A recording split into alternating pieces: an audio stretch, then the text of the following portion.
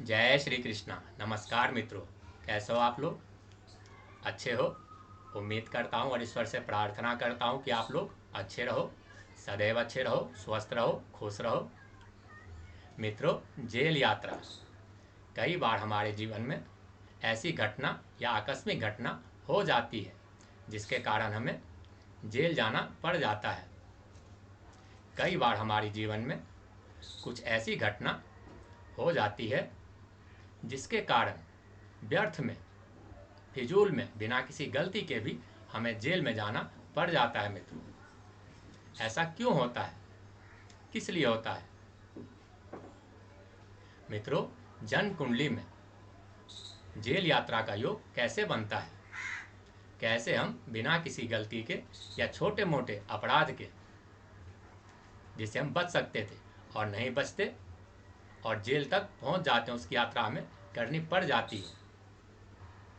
आइए मित्रों, जानते हैं जन्म कुंडली में जेल यात्रा के योग कैसे बनता है। मित्रों, जन्म कुंडली का 12वां भाव, चाहे आपकी किसी भी लग्न की कुंडली हो, इसीलिए मैंने मित्रों इसमें कोई भी राशि, किसी भी भाव में कोई भी राशि नहीं लिखी है, अर्थात आपकी किसी भी लग्न की कुंडली हो सकती है।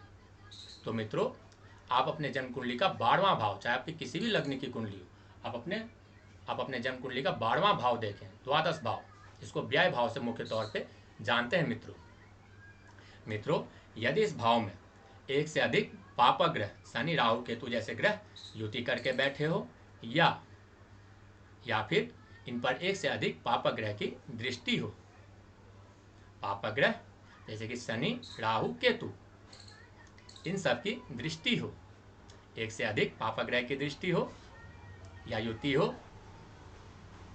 तो इसकी संभावना प्रबल हो जाती है। मित्रों, यदि एक ग्रह, एक पापक ग्रह की दृष्टि हो तो संभावना कम होती है।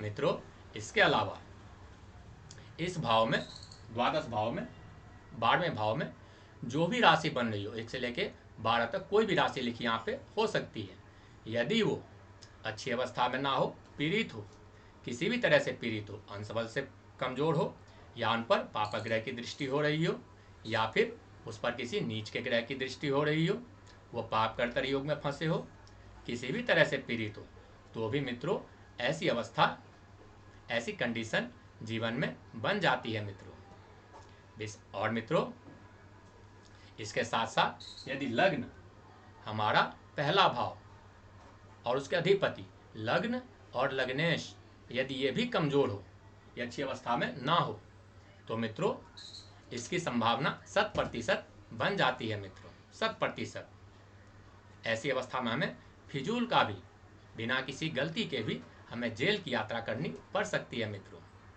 यदि लग्न और लग्नेश कमजोर हो और द्वादश भाव भी कमजोर हो, इस पर एक से अधिक पापक ग्रह की दृष्टि हो, और इसके भावपति द्वादशेष, जो इसमें राशि बन रही है इस भाव में, वो भी कमजोर हो, अच्छी अवस्था में ना हो, तो मित्रों जेल यात्रा की संभावना 100% बन जाती है। जीवन में आपको एक या उससे अधिक बार जेल जाना पड़ सकता है। इसके अलावा मित्रों, यदि हमारा चंद्रदेव अच्छी अवस्था में ना हो, विशेष पीड़ित हो, विशेष पीड़ित, केमद्रुम योग में फंसे हो, केमद्रुम योग के लिए एक कार्यक्रम मैंने अलग से बना रखा है, आप देख सकते हैं। केमद्रुम योग में फंसे हो और उस पर से किसी पापक ग्रह की दृष्टि अलग से हो जाए, और हमारा लग्न और लग्नेश भी कमजोर अवस्था में हो, पीड़ित अवस्था में हो, पहला भाव और उसका अधिपति, तो भी ऐसी स्थिति कमोबेश बन जाती है। एक या उससे अधिक दिन हमें जेल की यात्रा करनी पड़ सकती है, व्यर्थ की, बिना किसी कारण, बिना किसी गलती के, क्योंकि ऐसी स्थिति में हम मानसिक तौर पे कमजोर हो जाते हैं और उल्टे सीधे कार्य करना शुरू कर देते हैं, व्यर्थ में मारना, व्यर्थ में जो है गैर कानूनी काम करना, ऐसा काम करना शुरू कर देते हैं, क्योंकि हमारी बुद्धि, हमारा मन एकाग्र नहीं होता, अपने वश में नहीं होता, हमारी सोच गंदी हो जाती है, उल्टे सीधे कामों की तरफ जाने लगती है और हम गलत कार्यों की तरफ अपना मन लगाने लगते हैं, जिससे हमें जेल यात्रा करनी पड़ सकती है मित्रों। मित्रों, यदि हमारा द्वादश भाव पीड़ित हो, ये भाव पीड़ित हो, हमारा चंद्रमा भी पीड़ित हो और हमारा लग्न पहला भाव और उसके अधिपति मजबूत हो, अच्छी अवस्था में हो, बलवान हो, तो मित्रों जेल की यात्रा जैसे कि मैंने कहा कि द्वादश भाव हमारा कमजोर हो, उस पर एक से अधिक पापा ग्रह की दृष्टि हो और लग्न हमारा मजबूत हो, अच्छी अवस्था में हो, चंद्रमा भी कमजोर हो और द्वादश भाव भी कमजोर हो, लेकिन लग्न और लग्नेश हमारा मजबूत अवस्था में हो, अच्छी अवस्था में हो, तो मित्रों ऐसी अवस्था में हम बच जाते हैं मित्रों। बड़े से बड़ा गुनाह करके भी बच जाते हैं या फिर कम से कम सजा में हमारा निपटारा हो जाता है मित्रों। लग्न और लग्नेश हमारे किसी भी लग्न की कुंडली हो, लग्न और लग्नेश मुख्य होता है। यदि वो हमारा कमजोर हो, यदि वो हमारा पीड़ित हो, तो फिर हमारा पूरी जन्म कुंडली कमजोर हो जाती है। तो मित्रों यदि हमारा लग्न और लग्नेश अच्छी अवस्था में हो, मजबूत अवस्था में हो, तो जेल यात्रा का योग होते हुए भी हम बच जाते हैं। अपनी बुद्धि लगा के, पैसा लगा के, अपनी पैरवी लगा के, किसी भी तरह से हम बच जाते हैं, वहां से निकल जाते हैं मित्रों,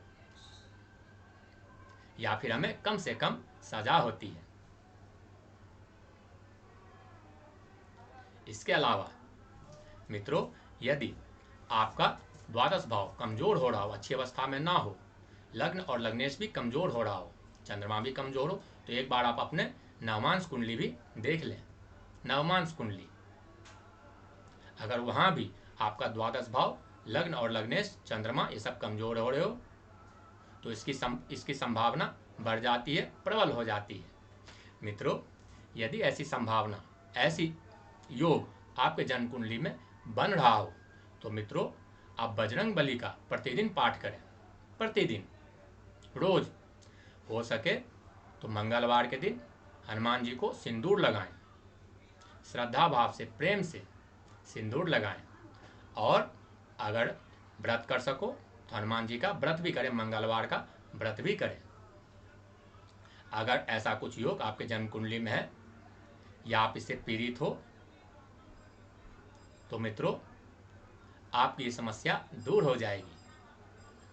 आपकी समस्या पूरी तरह से दूर हो जाएगी, 100%। अगर आप रोज ऐसा करते हो, रोज हनुमान जी की वंदना करते हो, हनुमान चालीसा पढ़ते हो, हनुमान जी का व्रत करते हो, अधिक से अधिक हनुमान जी की पूजा पाठ, उनकी वंदना करते हो, तो यदि आप प्रतिदिन हनुमान जी की वंदना करें, प्रतिदिन उनके दर्शन करें, मत्था टेकें, तो ये सब संभावना, ये सब समस्याएं आपसे दूर रहती है मित्रों। तो मित्रों आज का कार्यक्रम हमारा यही था, जेल यात्रा से संबंधित। उम्मीद है मुझे आपको समझ में आया होगा, आपने समझा होगा। मित्रों यदि आपके मन में कोई प्रश्न हो, कोई सवाल हो, कोई उलझन हो, तो आप लिख सकते हैं, कमेंट बॉक्स में लिख सकते हैं, व्हाट्सएप में लिख सकते हैं, आपका वेलकम है, जवाब आपको मिलेगा, यह निश्चित है। मित्रों अगर ये कार्यक्रम आपको अच्छा लगा हो, पसंद आया हो, समझ में आया हो, तो लाइक करें, सब्सक्राइब करें, विशेषकर वो दर्शक जिन्होंने अभी तक लाइक या सब्सक्राइब नहीं किया। तो मित्रों आज के कार्यक्रम को, अपनी वाणी को यहीं विराम देते हैं। मिलते हैं अगले वीडियो में अगले विषय के साथ। तब तक के लिए धन्यवाद, नमस्कार, जय श्री कृष्ण। ईश्वर आपको और आपके परिवार को खुश रखे, सुरक्षित रखे, आपकी सभी मनोकामनाएं पूर्ण करे, आपको सभी मुसीबतों से, आपको सभी संकटों से बचाए। भगवान कृष्ण की कृपा पर सदैव बनी रहे। जय श्री कृष्ण मित्रों।